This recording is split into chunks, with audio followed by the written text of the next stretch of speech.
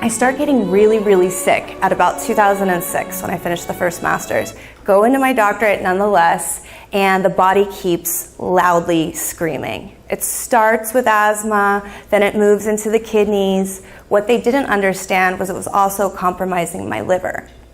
And so I didn't want to do chemotherapy, which was the normal treatment for this particular autoimmune disease. So I decide to go across the country to Hopkins, which had the leading autoimmune research center at that time. Unfortunately, I called my doctor during a flare when I first got there, and they encouraged me to take medicine at a double dose because I was in a lot of pain, and I would see the doctor in 2 days. Seemed benign, right? Again, the liver is failing. So a benign amount of medication, when taken by somebody with a liver issue, ends up causing complete liver failure. The lungs and the kidneys were already compromised. So when the liver went, the kidneys and the lungs went. And then I fell and hit my head, resulting in a traumatic brain injury. All of a sudden, my consciousness exits the body. And the way that I always describe this is like an X-Files episode.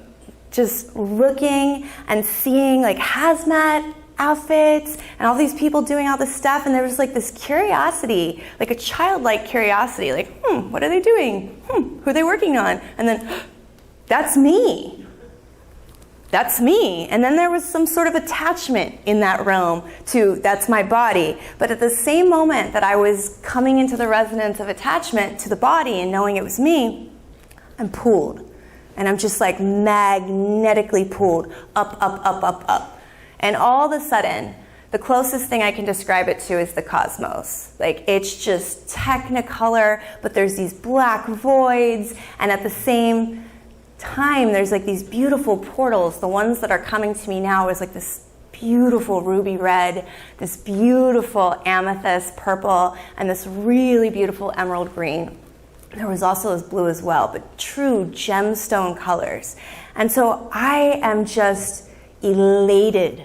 The first beings to greet me are these beautiful gemstone hues who hold me in this unconditional positive regard that I had never truly felt in that body. And so I'm just held by these energies, and it's like this beatific homecoming. And I just feel divine ecstasy. That's the best phrase I can think of right now. It's just this rapture of love.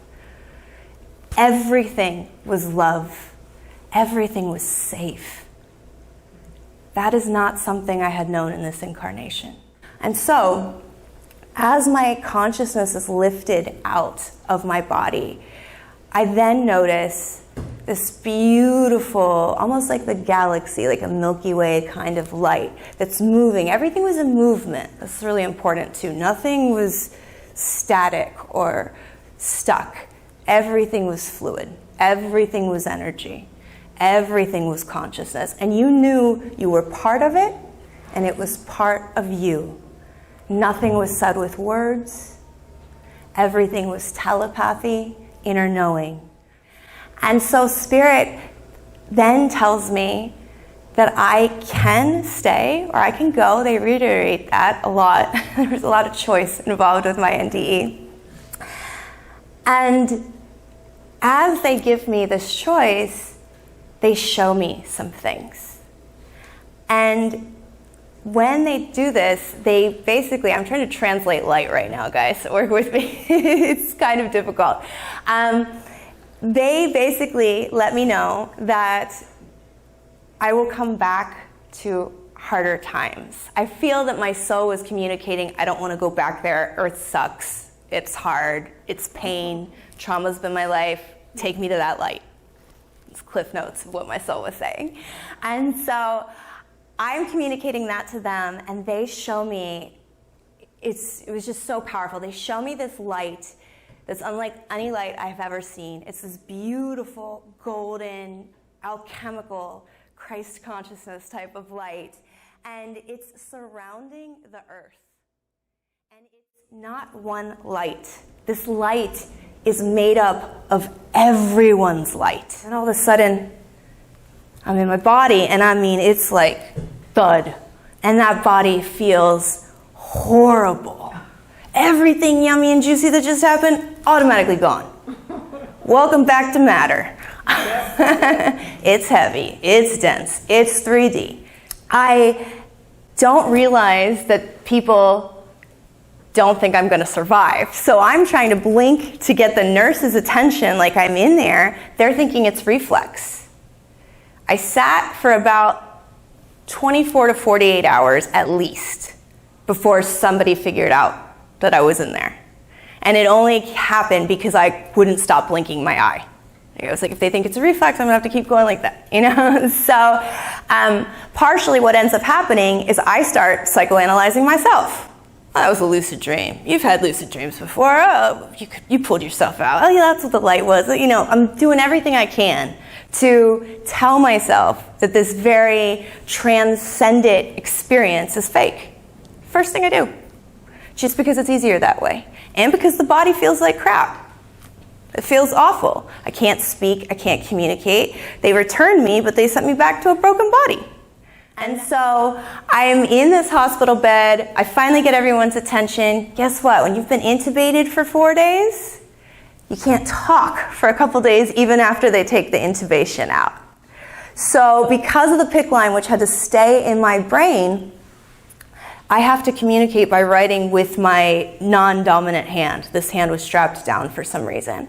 And so my first scribble is what happened. You would think that when someone has gone into a coma and systemic organ failure and they wake, someone would be there and tell them what's happened. Unfortunately, that wasn't my case. But again, they didn't expect me to wake up. So I didn't have that nice, soft transition. I just had waking up in a hospital, terrified, to a broken body. I knew I was sick, but I wasn't that sick prior. So there was a lot of shock, a lot of anger. I would say the first visceral emotion in this dense homecoming was anger. And to go from the unconditional spectrum of love that I feasted on over there back to anger was difficult. Very, very, very difficult.